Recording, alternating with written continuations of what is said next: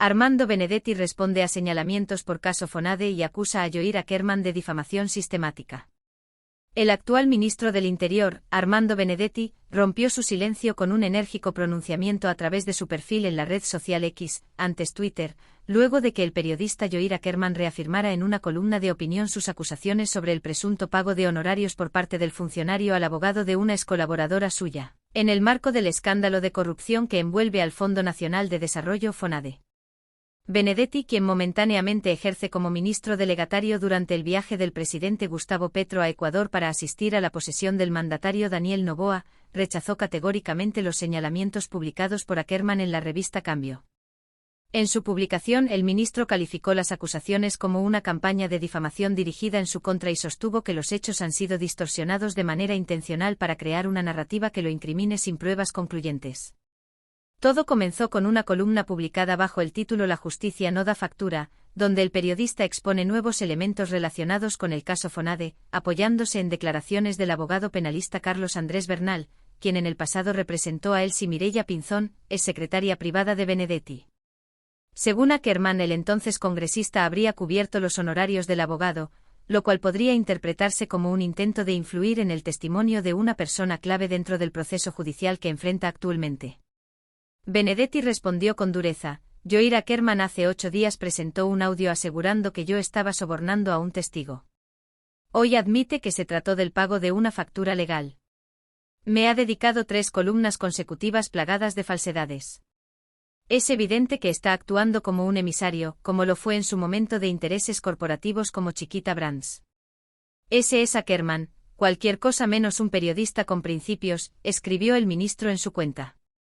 El periodista, por su parte, insiste en que las conversaciones registradas en los audios, presuntamente de enero de 2022, antes de la llegada de Petro al poder, revelan un comportamiento irregular por parte de Benedetti, quien habría intentado obstaculizar la intención de Pinzón de acogerse a un principio de oportunidad. Según el relato de Ackerman, el ahora ministro buscaba evitar que su excolaboradora colaborara con la Fiscalía, lo que habría derivado en una afectación directa para él dentro del proceso. En sus publicaciones, Ackerman sostiene que el abogado Bernal confirmó en entrevista que recibió una suma en efectivo por parte de un integrante de la Unidad de Trabajo Legislativo, UTL, de Benedetti, como parte del pago por la representación legal de Pinzón en 2 casos, uno por presunto lavado de activos y otro por tráfico de influencias. Yo recibí 11 millones de pesos en efectivo. Me los entregó un escolta o un funcionario de la UTL. Se suponía que era la primera parte de un pago total de 22 millones. Después de eso, nunca más me volvieron a responder, declaró Bernal, según lo revelado por Ackerman. El abogado agregó que aunque existía una segunda parte pendiente del pago, prefirió no insistir por temor a represalias. Yo prefiero perder esa plata antes que volver a tener contacto con Benedetti. Me da miedo.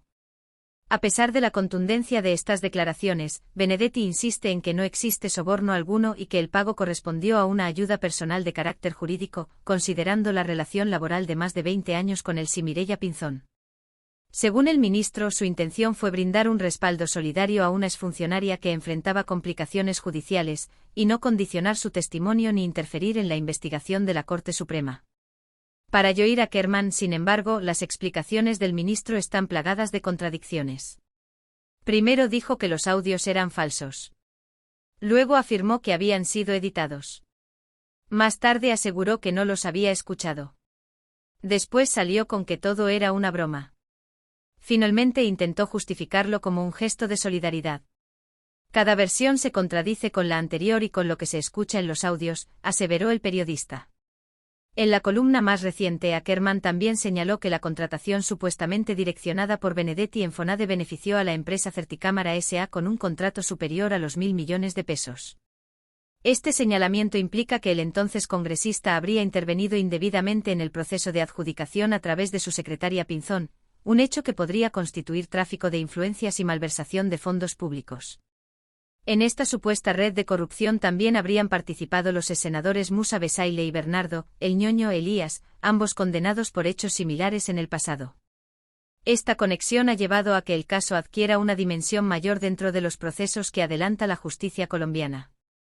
En su defensa, Benedetti ha sostenido que la acusación carece de fundamento legal, ya que no existe ninguna disposición que impida a una persona pagar los honorarios de otra en un proceso judicial. No obstante, expertos han señalado que aunque no haya una incompatibilidad formal, sí podría haber un conflicto ético o una potencial obstrucción si el pagador tiene interés directo en el resultado del testimonio del beneficiario. Al ser interrogado sobre si consideraba que existía un conflicto ético por haber pagado los honorarios del abogado de una potencial testigo en su contra, Bernal respondió de forma ambigua. Dijo que no veía inconveniente en ello, pero reconoció que cuando fue cuestionado específicamente sobre la implicación legal de esa acción, su respuesta se tornó más imprecisa. Uno de los aspectos más llamativos de la entrevista publicada por Ackerman fue la confirmación de que el abogado discutió con Pinzón sus opciones jurídicas, entre ellas la posibilidad de acogerse a un principio de oportunidad. Mi deber era informarle a mi clienta todas las opciones legales disponibles.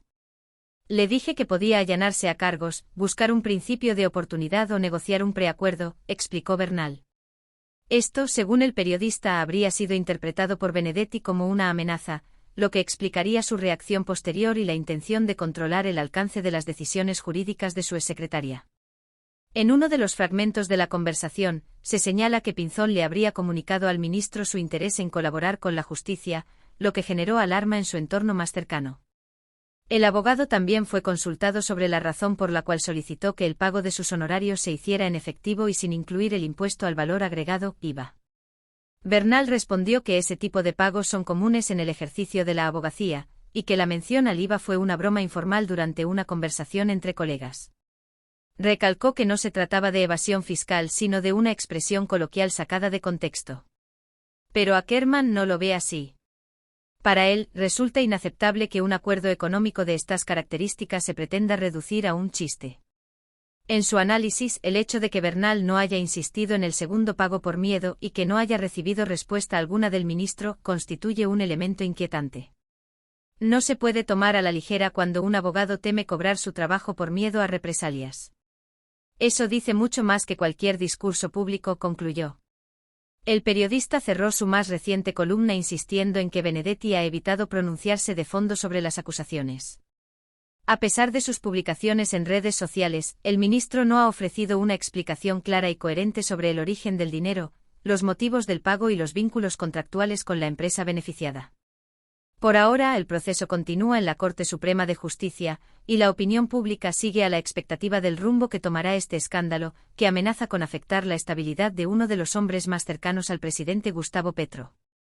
La defensa de Benedetti, centrada en desacreditar a su acusador, deberá enfrentarse no solo al juicio de los magistrados, sino al de una ciudadanía cada vez más crítica con las actuaciones de los funcionarios públicos. Lo que queda claro es que el caso Fonade ha escalado de un presunto direccionamiento de contratos a una tormenta política con ramificaciones éticas, judiciales y mediáticas que aún están lejos de disiparse. La confrontación entre Benedetti y Ackerman seguirá generando titulares, pero será la justicia quien finalmente tenga la última palabra. ¿Qué opinas tú sobre este escándalo? ¿Crees en la versión del ministro o en las denuncias del periodista? Déjanos tu opinión en los comentarios. No olvides suscribirte al canal para estar al tanto de este y otros casos que sacuden a la política colombiana. Tu voz también cuenta.